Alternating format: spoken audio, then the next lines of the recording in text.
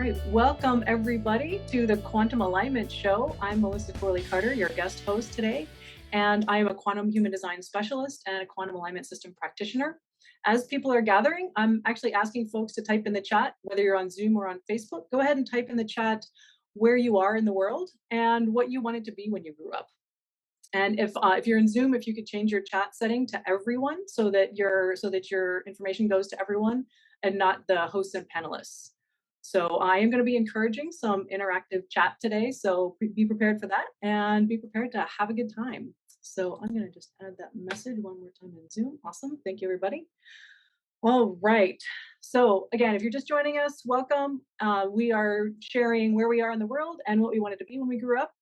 And I know that there is a lot going on in the world. Everyone's probably going 1,000 miles a minute. So before we actually dive into content, I want to just take a pause and invite you to just arrive here in this moment. So, a lot going on outside. Just take a breath, take a deep breath in, let it out. And if it feels good for you, I invite you to close your eyes. Keep breathing, let go of any distractions, frustrations, grocery lists. The world will be there when we get back. So I invite you to just be present here for the next hour, right here, right now. Taking another couple deep breaths on your own time.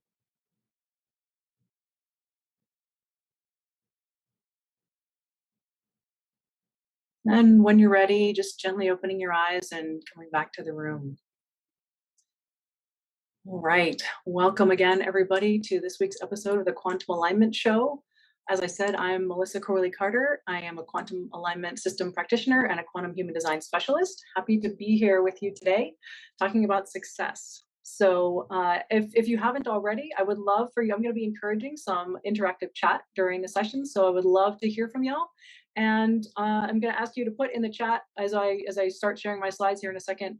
Go ahead and put in the chat where you are in the world and what you wanted to be when you grew up. And if you can chat to everyone instead of hosts and panelists, that would be awesome. So chat to everyone so everyone can see and get to know each other. And I am going to share. And if you're on Facebook, you can post under the live stream. Perfect. Thank you, Cindy. All right, so like I said, I am Melissa Corley Carter, and to circle back to our intro questions, I am in Dumfries, Virginia, outside the DC area, and I wanted to be an astronaut when I grew up. So that'll come up a few times here.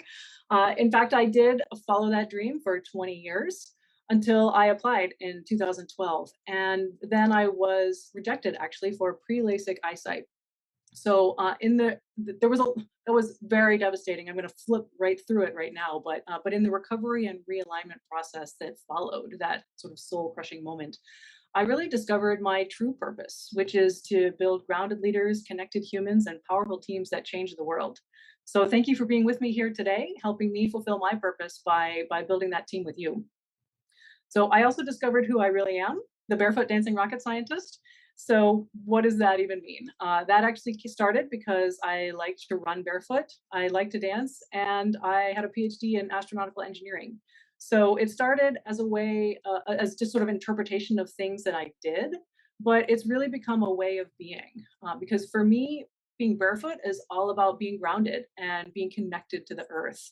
And rocket science is actually about connecting us with the cosmos. And then the dance is really weaving them together, being the bridge between grounded and spacious, and really weaving them into a dance with the universe and the earth daily. So that is my way of being. That's why I like to bring that up as often as possible. And again, it is my honor to be here with you and talking about one of my favorite topics, which is success. So just a little bit about me. I'll just show you my human design chart here. I am an alchemist in the language of quantum human design, or generator in traditional human design language. My profile is 6'2".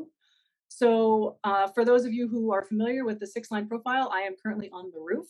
If you're not familiar with that, the 6-line profile in quantum human design, or human design, has a 3-phase life cycle kind of associated with it, where the first third per se, up to about 30 years old, is experiencing a lot of different things, kind of packing a lot in. And I certainly did that in the first 30 years of life, just experiencing a lot of things. And then the on the roof phase, the sort of middle phase from 30 to 50, is where you are integrating everything that you've learned and watching others. Idea of being on the roof is you're kind of watching what's going on and gathering energy for the time period when you come off the roof or come out of the chrysalis, as I like to think about it, around age 50. And at that point, you're really just being a role model, right? Modeling the way of what it's like to be in the fullest expression of who you're here to be. So that's the general idea. So that's what I had to look forward to. And again, glad to have y'all here on this journey with me. So let's see, anything else? Oh, you can also see that there is a lot of openness in my chart. And in fact, one of the gifts that I've found that I have is actually amplifying and reflecting back to people their natural greatness. So it's really easy for me to see people's wins, that perhaps usually ones that they've overlooked in themselves. And just I love celebrating people's success and seeing them light up when they reconnect to the true powerful person that they really are. So that's a really big joy for me. And quantum human design has just opened up a whole new world of magic for me and for a lot of other people that I've worked with. So I am happy to be sharing it with you here today. So that's what we're here to do, and we will go ahead and get started with that. So, okay, so go ahead again and type in the chat if you would. And also, if you're watching on the replay, anytime I say type in the chat, go ahead and just write down on your paper. You're still going to get benefits. So you will get all the benefits of being here in the energy with the group as well. So go ahead and type in the chat, what words do you typically associate with success? And what feelings do you typically associate with success? And then how do you feel right now about your success? So I invite you to type in the chat. And again, if you could chat to everyone instead of just hosts and panelists. And in the Facebook, you said, Cindy, posting it in the Facebook Live. Yeah, they can comment under the Facebook Live. That would awesome. be great. Awesome. Well, Jennifer on Facebook says freedom, fun, and prosperity. Ooh, freedom, fun, and prosperity. I love it. Love it. Sunny is saying when all resources are abundant, emotional, material, etc. Yeah, awesome. Thanks, Sunny. Fantastic. All right. Bryn says content, enoughness, and well-being. Ooh, content, enoughness, well-being. Awesome. Thanks, everybody. All right. Fantastic. Okay, so you keep ideas coming in if you would like. I just want to do a couple things here. Success, happy when you're happy. Yeah, awesome. Awesome, Gloria. Thank you. All right. So when we think of success, a lot of times there's a sort of societal definition or idea associated with that. And we can carry a lot of conditioning around what success means, particularly in the will and identity centers, which are highlighted in the graphic at the top. But we actually carry a lot of deep societal conditioning around needing to prove our value and our lovability in order to be successful. So traditional definitions of success might be things like, a certain amount of money or the fancy car, or a big house or a corner office, a fancy job title. Looks like we've got, people coming into the chat we're focusing on some ways of being here and being able to navigate any emotion. Charlene is saying, thank you. Yeah, so these are kind of more the direction that we're trying to go in, right? But it's sometimes difficult to decondition ourselves from those societal definitions. And we work for those things that we're taught from a young age that we're supposed to be working for, and maybe we get them all, and then we realize that we're not happy, and we don't know why, or we don't get them and we beat ourselves up for not being enough because that other person was able to do it, so why wasn't I? And we kind of wallow in these stories of low self-worth. So really we've lost touch with the essence of true success, and let someone else define our worth. So really and truly, success really starts with healing our own self-worth and letting go of the need to prove ourselves to anyone, and certainly not to ourselves. A lot of our struggles of proving also come from us trying to prove to ourselves. So So success is not a path, right? I kind of lured you in with this path to your success, but one of the first things that I want to do is dispel the notion that there is an actual path, because that's also something that contributes to our stress around success, which is that we think that there's some way that will just get us to this destination called success. And somehow if we just take all these prescribed steps that we'll get there, and if we follow the steps that someone else recommends for us, we'll get there. But that's not really how it works. So we think, we look around at other people who seem successful, and we think we're not doing it right, or we're late, or we're just not going to get there and there's something wrong with us. But there is absolutely nothing wrong with you. You are in exactly the right place. And the thing that I've really discovered about true success is that it's already here. It's absolutely already here, and it's already accessible. So there's nowhere to get. Now, sometimes that makes us think, well, then what are we doing? Like, why do we set goals? What is that about? But the cool thing about success is that it's here already, and it's also in the future and in the past. Your past was successful in bringing you to this moment. Where you are now is successful in taking you to where you go in the future. And just because it's already here doesn't mean that we're automatically going to sit on the couch and eat bonbons for the rest of our lives, right? We can actually set goals and work to achieve them. But I think that one of the things that normally, that limits us, one of the biggest blocks to us achieving our dreams is that feeling that we have to get somewhere else before we can be worthy of success or worthy of reaching our destination. So if we paused and just said, if you knew you were already successful now, what would be different and what would be possible for you? That's the energy that we can get to those, or create those future visions with, as it were. So our definition of success really wants to be achievable today and expansive enough to inspire us to keep growing and learning and living for the future. So it exists now and in the future. Another big thing about it is that it's intrinsic and not extrinsic. So that means it comes from within. And it doesn't require you to change your bank account or your body size or shape or the relationships that you're in or anything like that. It doesn't take a change like that. That's another thing that we sometimes end up waiting for. Well, if I just get this next job promotion, or if I just get this next car, or I just get this, lose these 10 pounds, then I'll be happy, or then I'll be okay. And again, that sort of short circuits our ability to get there because we don't feel worthy. So success really comes from within, and it's a way of being. And in that way of being, it in some ways we could actually say that success is living your human design, right? Because your design that you were born with is your unique expression that you're here to give the world. So it is exactly what the universe wants from you and what humanity needs from you. Because and I know, as Karen likes to say, a lot of the times we're a big cosmic puzzle, and if you don't bring your piece to the puzzle, then we're going to be missing part of the picture. So this is absolutely what we need is you being you, and that's really the success that we're looking for. So it's not a path, but it is rocket science. I promised you some rocket science here, and I also promised you no math or equations, so you don't worry about that. Rocket science, in essence, is really about three things. It's about going from where you are to where you want to be. It's about acknowledging progress and adjusting course, and it's about letting go to lift off. So you can go home and tell all your friends and family you learned some rocket science today. Very cool. The idea here also, just FYI, that on the graphic, it's going from bottom to top, because in a rocket, stage 1 is on the bottom, stage 2 is next, and stage 3 is on the top. So you actually start burning the fuel from the bottom. This is also an iterative process, so it's not like you do one and then you go to the other and then you go to the. So it's again not stair stepping, right? Like it's again not that path. But these are all elements that we can follow. And if you think about a rocket, right, it's really all about going from where you are to where you want to be, whether it's the space station or the moon or Mars or whatever, and acknowledging progress and adjusting course. So when a rocket takes off, there's constant dialogue going on between mission control and the people in the, and the astronauts and wherever they're going. And if they're going to the space station, everyone's always talking and communicating how far they are and how far they have to go and what's going on. So it doesn't happen in silence. We are acknowledging all along the way.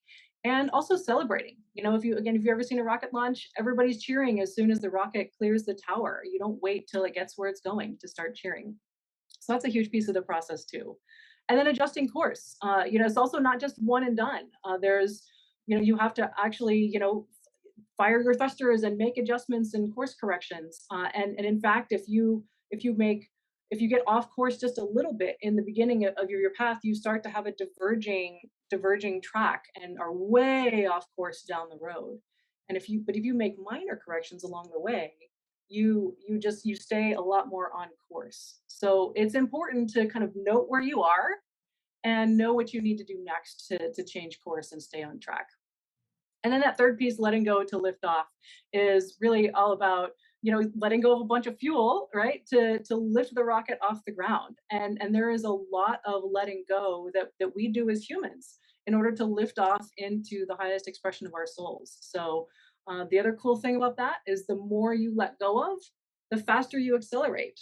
So again, rocket science, the more mass of fuel that is burned, the rocket is lighter and it goes faster and faster and faster and faster. So the more we release, the faster we, really evolve into that real expression of who we really are. So that's what rocket science has to do with it. Give me a topic, I'll relate rocket science to it. It's my favorite thing to do. But so what does that mean in quantum human design language? So your design is actually, like we were talking about with your definition of success, your design is both where you are and where you want to be. Right? So it is your energetic blueprint, and it's also a vision of what's possible for you in the highest potential and the highest expression. It's also the vision of what's possible for the highest expression of humanity. So it's really it shows you what's possible, and it shows you where you are. It gives you sort of a language and information on how you are designed and what you can do with that. It also helps you acknowledge that you are already successful, because quite honestly, you are successful because you exist and you're here. So if you take nothing else away from today, just know that you are already successful. And then it helps you discover where you can make incremental changes to align with the highest expression of who you are. Maybe you've been living out someone else's expectations for your life, or a story about you that's not really true. So how do you make some shifts that help you? And again, little tiny course corrections, right? Not one gigantic one later, which also works, right? But it takes a lot more effort and maybe sometimes some more pain. So how do we make little adjustments to get more aligned, as it were? And then that letting go piece is really your design will show you where you might have some conditioned stories that are keeping you stuck and maybe holding you back. So if you can learn how to rewrite your narrative and let go of those stories, you do really lift off into the highest expression of your life and soul purpose. So what does that look like? Now these are just super kind of high level general examples of what success might look like by design, by type, in fact. Obviously, your chart's going to be unique, and there's going to be a lot more going on. But for instance, the initiator or the manifestor in traditional human design, one thing you want to really consider in living your design is giving yourself permission to start something and let others finish it. Right? We have a lot of pressure to start and finish things, but the initiator is really here to initiate other people into the work of the world. The orchestrator or the projector in human design is giving yourself permission to rest. Right? So burnout is obviously a potential problem for all types, but the orchestrator really needs to rest. So yeah, I'm getting a shout out to that. Yeah, thanks, Sunny. All right. The alchemist or the generator, right? It's really about tuning into your sacral response and trusting that the next steps are going to reveal themselves. For me, as an alchemist, that has been a big thing to learn as I've learned my human design. And for the time bender or the manifesting generator, similarly, right? Learning to trust your sacral and trust in the next steps, and also giving yourself permission. You notice a theme, there's a lot of giving yourself permission here. That's also part of success, is letting ourselves be ourselves. Right? So giving yourself permission to have multiple projects going at once that are not necessarily all going to get done, but that are helping you apply your energy so it is not bouncing around inside your body. Right? So you don't have to finish every single thing that you start either. Similarly to the initiator, But yes, it'll help you find which projects you're meant to be working on. And then the calibrator, or the reflector in traditional human design, really, it's about giving yourself enough time to make decisions and to tuning into your cyclic rhythm. How where in different parts of the month, where are you sort of channeling different types through your design, and how do you make your best decisions. So again, these are very high level, and obviously with a specific chart, there's more going on and more depth we can go into. But those maybe give you just a little bit of a taste of what does it look like to start to live into your design.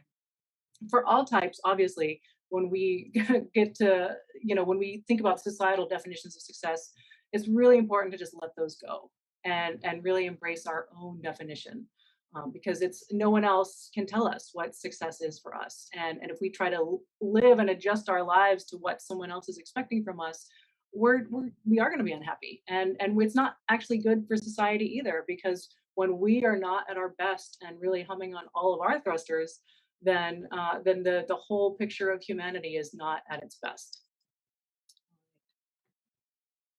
Cool. Oh, Ingrid, yeah, great. Time bender, but you could benefit from doing all these things. Yeah, Ingrid, thank you for that. So as you look at these, again, it's not even just type specific. We can all, because we sometimes society really seems like it asks us to be all types at once. So we might actually take on some conditioning of all the types, and have to really think about, yeah, what do I need to do to work with my real design, and to work with my own definition of success and let go of societies. So yeah, awesome. Thanks for that. All right. So if you joined us a little bit after the beginning, I was asking people what they wanted to be when they grew up. So if you did write something down for that, if you didn't, that's okay. Kind of think back. Maybe what did you want to be when you grew up? What I'd like you to actually think about right now is what actually excited you or inspired you about that thing. I'll ask you a couple questions that you can think about. What did you think, or how did you think you would feel in that role or occupation or state of being? And what did you really want? So I'm just going to give you just a little bit of time to think about that. Go ahead and type in the chat. What do you think made you want to be that thing in the first place? So Gloria said she wanted to travel the world. Gloria, what was exciting about that? And then Facebook says a dancer. She wanted to be a dancer. Ooh, a dancer. Cool. Right. So what was inspiring about dancing? How did you think you would feel? See, we have an aversion to factory work. Yeah, like it, like it. And so an aversion to factory work, I'm going to run with that one. So what does that mean that you wanted, right? Was it a sense of freedom that maybe you didn't feel, with the idea of factory work? See, Gloria saying you wanted to travel the world because you wanted to know people and cultures and eat all kinds of food. Sounds awesome. Yeah. Britt, thanks for coming. Let's see, you want to be an ornithologist because you love birds. Cool. That hasn't changed, but you love nature and working with nature all the time. Cool. Awesome. Autonomy. Yeah. Excellent. All right. Oh, Rosemary worked on Hubble. Fantastic. You like space. NASA. Awesome. We can have fun. All right, cool. Thanks, everybody. Thank you for sharing. Cindy, anything you want to share from the Facebook? Yes, Gwen, who had mentioned she wanted to be a dancer. Why? I love the movement, achievement, new skills, plateaus. Love the community, and I love the shoes. Love the shoes. Awesome. Excellent. Autumn said she wanted to be an astrologist. Jamie, at 67 and at 16, she wanted everything. Nice. I like it. Cool. And I guess Amy was sharing, I wanted to be a teacher because my first grade teacher was so loving, attentive, gentle, and kind towards me. Oh, I love it. Awesome. Thanks for sharing, everybody. I love these. All right. Okay, cool. And I'm going to support people in Mother Earth. Okay, fantastic. So I want you to keep running with this, and go ahead and actually, I'm going to give you a couple minutes to just write on your paper. Where have you experienced that feeling or inspiration in the past, or in what ways? I'm going to try and ask questions both in defined sacral and undefined sacral ways. In what ways have you experienced that feeling or inspiration? Are you feeling that inspiration today? And if you are, in what ways? Also, what inspires you about your life now, and what inspires you about who you are now? So I'm going to ask you to go ahead and just kind of brainstorm on your paper, and I'll give you a couple minutes to think about that, and we will regroup here in a bit. And if you'd like to keep sharing in the chat, certainly please feel free. All right, as we wrap up this little part, I just want to share, Ingrid, thank you so much for sharing. And I'm going to share, Ingrid is saying that she wanted to be loved, so she was willing to be anything that she thought might bring that into her life. And that's absolutely what a lot of us do. And sometimes that throws us into situations or people or ways of being that are not in alignment with us. And so again, there's a lot of maybe conditioning that needs some healing when our desire to be loved it can maybe throw us off course. And of course, we all have the desire to be loved. And here's the thing: you are loved. You are loved, and you are lovable because you are here and you exist. So I love all of you here today, and I'm really glad you're here. But so yeah, when it sometimes takes us a while to realize that we don't have to look for love outside of ourselves, and it takes us a while to stop trying to do that. So really getting in touch with what we really want and what really lights us up is a huge step, and often not something we either do instinctively or feel like we deserve to do, feel like we're worthy of doing. So when we think about this whole question anyway, what do you want to be when you grow up? We are asking the wrong question. Because when we say that, what do you want to be? We say a firefighter or I wanted to be an astronaut, right? We go straight to an occupation a lot of the times, unless we've learned, right, something else, that maybe it's a state of being. So what do you want to be isn't really the question. It's not an occupation is not a state of being. It's a doing thing, right? Doing is not being, and identity and occupation and goals are not synonymous. So the real questions are, who do you want to be and what do you want to feel? Right? So what is it, again, if we're thinking about an occupation per se, what is it about that occupation that really excites us? What is the feeling we're really going for? And that's, kind of what I like to call the goal behind the goal. What is the thing that we, are looking for when we set a particular goal?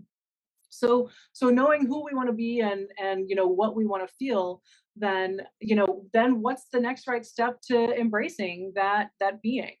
And that's sometimes where we can bring in the doing, right? Asking what the next step is, and then that's where we maybe do some doing that gets that brings us again more closer into alignment. And sometimes that doing is being. A lot of times if it's healing from burnout, we actually need to take some time out and just be and not do all the doing, as it were. So the other thing about that is that we also want to let the universe help us out with this, because we have a lot of conditioning that we need to figure stuff out with our minds. So we have to figure out our next right step, but it's really, as long as we are again living in alignment, the next right step is going to reveal itself. So that takes a lot of faith and a lot of trust. So again, who do we want to be, what do we want to feel, and then see what shows up in our reality to respond to or to do next, and to take the next step. Awesome. Cool. All right, fearless, honest, and kind. I love it. All right, this is awesome, everybody. Thank you. I love your sharing. Okay, so we're going to do another little reflection here, and what we're going to do is trying to. So we're connecting to the things that we want, the feelings, the states, maybe the things that really inspired us when we were young.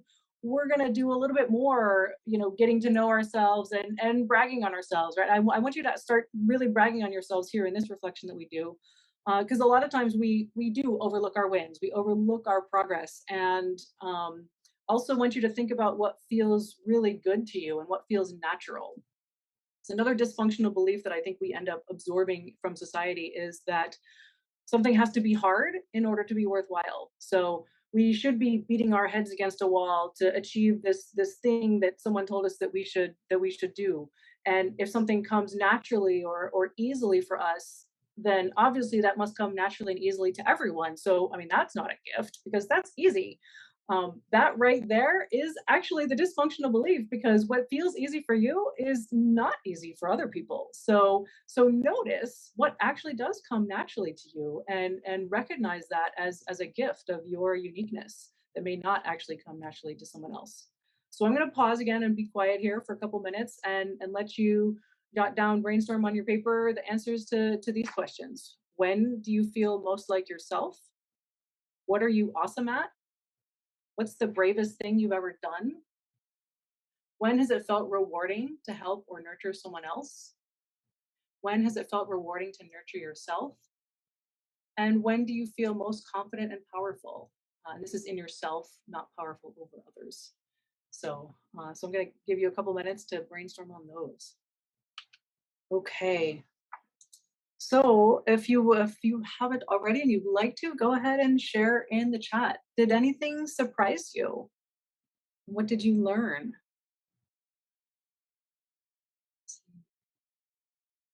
Charlene says, speaking on stage, invited to do so, and most amazing experiences, awesome, and the bravest thing, congratulations. Anything we get to speak and share your message, impact other women, love it. Love it. Being really awesome at placing yourself in other people's shoes, and that makes you feel the most awesome.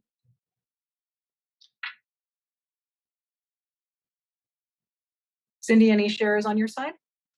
Oh, yes. Kathy says the bravest thing I have ever done is to book a trip to Colorado for the QHD conference next month by myself, just because it sounds exciting. I'm slightly terrified at how much it will transform my life. Kimberly says, bravest thing I ever did was moving away from my birth city and home, starting a new home by myself. Okay. It's rewarding helping anyone who appreciates my help. Awesome. And Jennifer says, most like self, being quiet, creating, being a psychotherapist. Bravest thing the last few years is writing my book. Oh, fantastic. Awesome. Thank you, everybody. Excellent. Sarah is saying, observing that you can do something successfully. Yep. Oh, letting go of the career that wasn't right for you and listening to your mentor, Britt. Thank you. All right. Awesome. All right. And the Mary Kay is saying, you feel powerful in pulling your equipment together as a musician, arranging the instruments, rehearsing, prepping performance. Awesome. Excitement. All right. Thank you so much for sharing your experiences, everybody. I hope you're enjoying connecting to your inner power. So the next thing we're going to do is think about our current version of success, or our vision of success. What does that look like? So take just like 15, 20 seconds to write down your current vision of success, like the one you woke up with this morning. And then I'm going to ask you, if you were already there and living basically in total alignment, whether you know what that looks like or not, then what would it feel like? What would be different? What would be possible? And what would you be ready to let go of? I'm going to give you another minute or so I know we're kind of going through some of this fast. Obviously, you can go back and revisit these questions, but yes, go ahead and brainstorm on that for a minute or so. So Jeannie on Facebook says, my current vision of success is to plant seeds of love everywhere I go. Oh, I love that.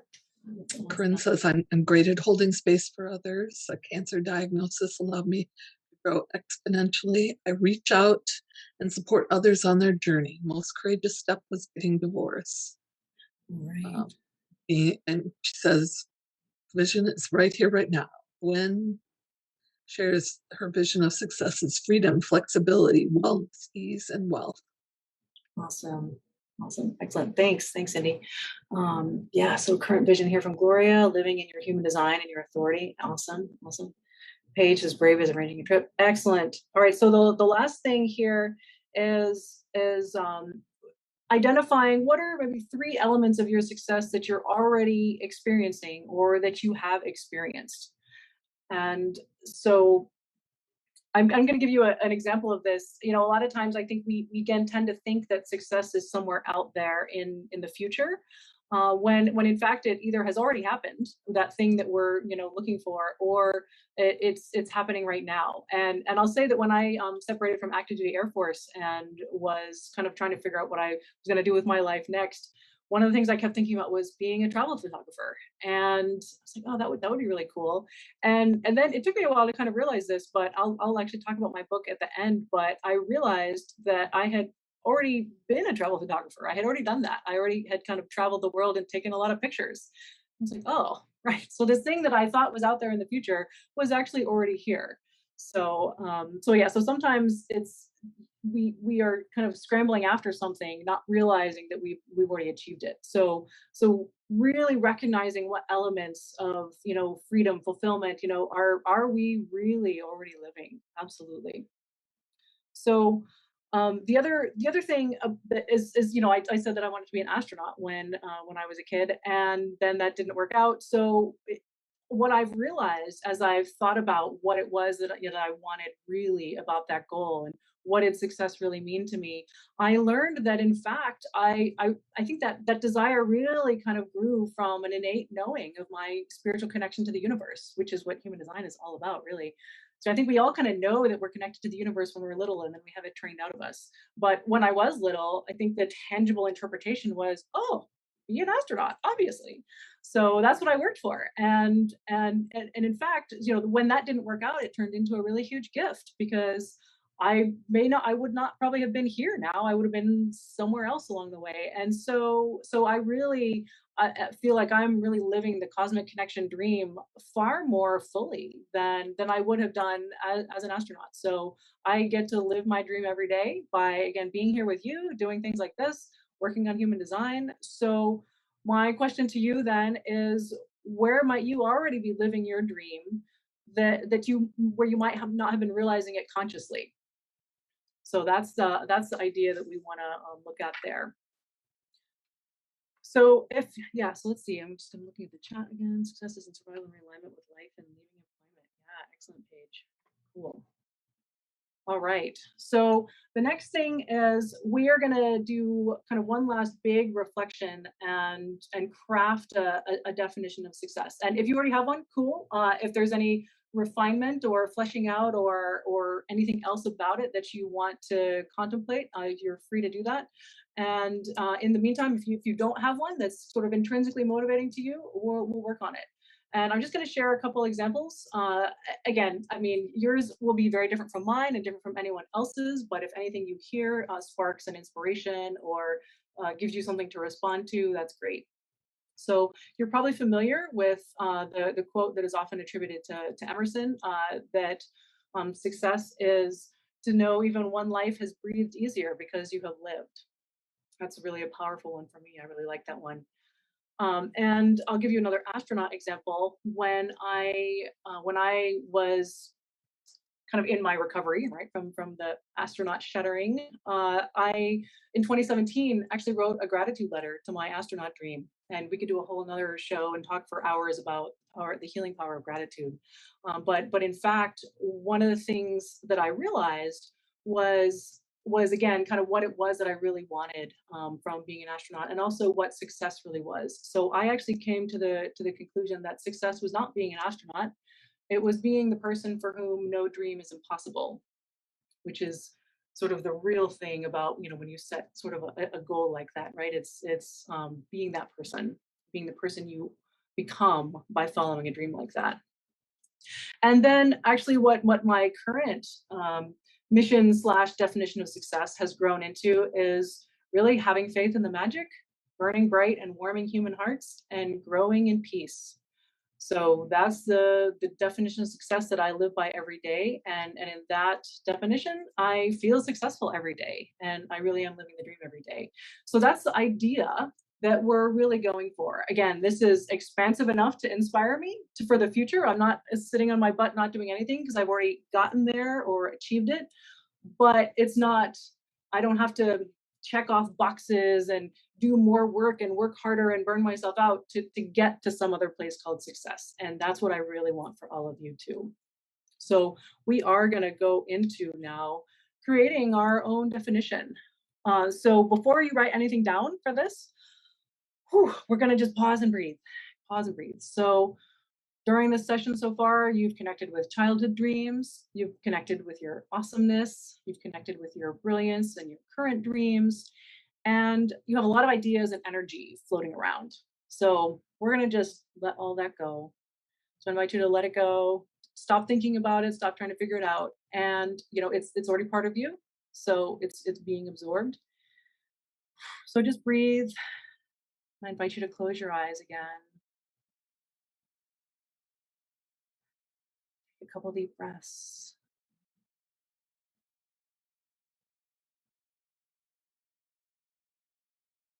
And we're just going to plant a seed question to ask the universe for a little help here.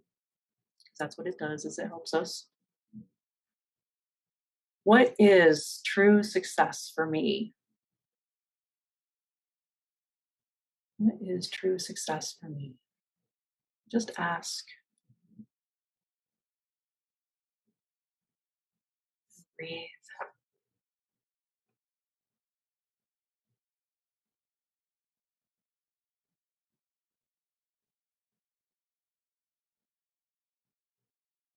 And when you're ready, just opening your eyes again. And I'll give you a couple minutes to just write, freeform write, whatever, and refine your current definition or spring up a new one. See what the universe has for you. Just a couple reminders. How do you want to feel? Is it achievable today? So if it requires external factors to change first, or if it's not already true, it's not true success, according to how our definition is going today. And then does it inspire you for the future? So again, I'm going to be quiet for a minute or so, let you work on that. All right. And I know we're going a little bit fast, but I invite you as you go forward to refine this, sleep on it, particularly if you have emotional authority, right? Live it and see how it integrates, how it feels. We did this super quick, but sometimes it can take years to really live into and feel our true definition of success. So I invite you to share in the chat any insights or ahas, anything that stood out to you, and what does success really mean to you? So let's take a couple of those. So really just kind of starting where you are with what definition you have right now, how you think about success, how you feel success or successful, and going forward from there. Kimberly shares on Facebook, success is 1, the strength of one's vision, 2, manifesting, and 3, applying self-power through not being lazy. Not being lazy. Winters, wow, being the person for whom no dream is impossible. Oh, awesome. Cool. All right. Excellent. So I know we've covered a lot of ground in a short time, but just kind of think about what is your biggest takeaway so far? Maybe what's one small achievable step that you'll take in the next week to integrate what you've learned? What will help you overcome inertia and barriers to taking this step? A lot of times being prepared for those barriers can help us get through them. And then who or what can support you in following through? Paige is saying redefine failure for its success. Yeah, absolutely. No such thing as failure, right? Only learning. Life is an experiment and you can't fail at an experiment. But great takeaway, definition of success. Awesome. What else? So Cindy, you got any? Kimberly came back and said, I feel successful teaching. My best talent is painting. For those who feel they cannot paint, everyone can paint, but it is a huge fear for many to draw or paint. Yes. I can help people get over their fear of creating and painting. I feel gratified and successful. Awesome. Jeannie said, oh, well, Jeannie's putting you in a you should be a required course for high schoolers and actually middle schoolers. Thank you. I would love that. That's awesome. I love it. All right. Okay, great. So also just a last thing to share, go ahead and share one word to describe how you're feeling right now. So go ahead and pop in the chat, one word to describe how you're feeling.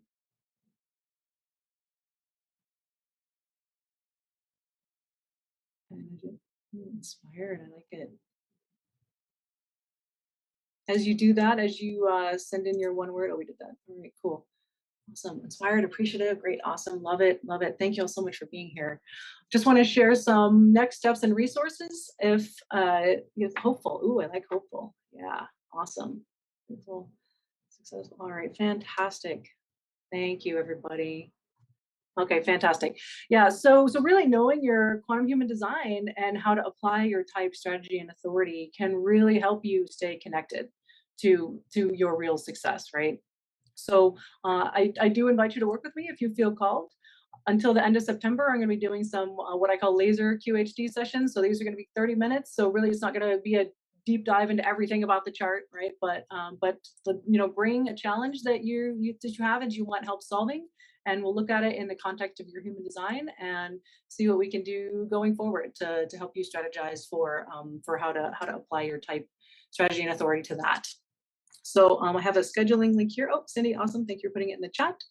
And then also, let's see, I also have what I call the rocket science for your soul journey, which includes human design, also the quantum alignment system, which is the kind of sister modality to quantum human design, and also something called energy leadership, which is a way of understanding sort of the spectrum of different energy levels, anywhere, everything from the kind of the lower expression to the highest expressions, and how to really kind of recognize where you are on the energy spectrum and learn to shift your energy at will.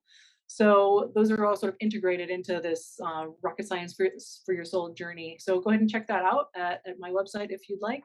Again, you can go to my schedule and schedule any of those sessions. Thank you. And then last, I just want to share I do have a book that has just come out. It is a coffee table book of photos and stories from my journey of running marathons on all 7 continents, which doesn't ostensibly sound like it's about human design, but in fact, it sort of is. In fact, the underlying story is the journey towards living an authentic life. And I know exactly when the idea landed, so I've been able to actually figure out the design of my book, which has been fun. So my book is an orchestrator or projector, also with the same profile I have, a 6-2. And so it's interesting. It's been fun to really see my work kind of take on a field of intelligence all its own, which I think is really what our soul work is all about. We are here to channel our soul work for the world, and so that's a fun little thing. So you can thank you, Cindy, so much for putting all the little links in the chat. You can check that out if you would like. So finally, if you do have questions, please email me. I am not on social media. I don't do social media, so please email me if you have a question, and we have a little bit of time for questions here. But otherwise, yes, go ahead and please email me. You can check out my website, check out the book, and thank you so much for being here, sharing your definitions of success, and sharing your awesomeness with me and with everyone else. And I just want to leave you with a reminder. So go ahead and actually take another deep breath. Go ahead and close your eyes. Let all this absorb and just listen and know that you don't need to run a marathon on all 7 continents to have an epic life. You are already powerful, special, and unique. You were born to feel fulfilled and fired up. And you are here to make a difference, not by what you do, but by being you. Thank you all so much for being here. So with that, I will see if we have any questions. And actually, let me go ahead and stop sharing. Okay. Phew. All right. Okay. On Zoom, you have a question? Yes, I see JT asking how being a Hermit Line 2 profile influenced my work. Well, I'll tell you, JT, so the Hermit line or the responder line in quantum human design tends to have a theme of hiding out. So basically, resting or integrate. It's not really about hiding necessarily, and maybe that's a low expression, but it's about integrating all the life lessons, and that you need to go inward and take time, alone time, and integration time to really process what you've experienced. And then when the universe senses that you're ready, it calls you out so that you are no longer in hiding and you come out and share your gifts with the world. And I'll say that in fact, that's kind of where I feel like I am now. I have done a lot of integration and introspection and, being on my own in my own time in my own space. And actually at this moment is really a turning point for me as far as really launching myself out to meet my soul people, right, like you. And so I'm kind of on the verge of seeing what's next. I'm in the being called out by the universe stage. So yeah, the it's I need that integration time, but at this current moment I feel like I am ready to be out here in service and using it to help people and help the world. Hopefully that answers your question. This is Maximo had a question on Facebook. Starts off as off topic, so this might be one that would be better to email you about. Or I would like to know what would be the reasoning of a scientific rocket engineer about the influence of neutrinos and their relationship to human design. Mm. That might be an offline question. It might be um, too big. It might be too big to discuss right now in the time frame that we have. And yeah, so maybe thanks. we could invite Maximo to actually email you on that, That would be wonderful. Yes, thank you, Maximo. Yes. because we only But have a I'll say few more just minutes. briefly, I'll say whether it's neutrinos or any other particle, I think that the universe is designed to work synergistically. So really just every bit that's out there is all really designed to be pulling in the same direction. So there's nothing out there that's really antagonistic. It's all like, what are we learning from it? How are we applying it? How are we integrating it? So whether or not, hopefully that maybe that does a start towards answering your questions. But I think we all here are all here on the same team, even the neutrinos, if that makes sense.